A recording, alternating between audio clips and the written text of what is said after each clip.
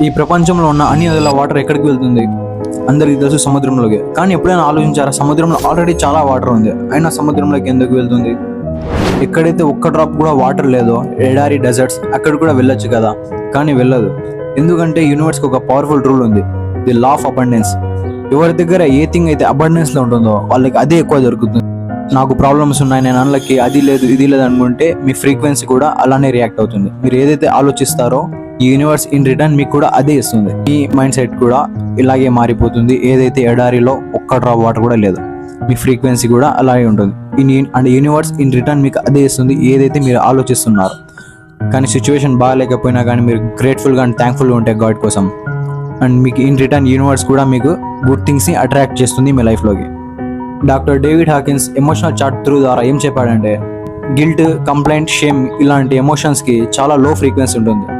And gratitude, love and పీస్కి higher frequencies ఉంటాయి. ఎవరు ఎంత ఫ్రీక్వెన్సీస్ మీద రియాక్ట్ అవుతారో అంత గుడ్ థింగ్స్ని అట్రాక్ట్ చేస్తారు లైఫ్లోకి.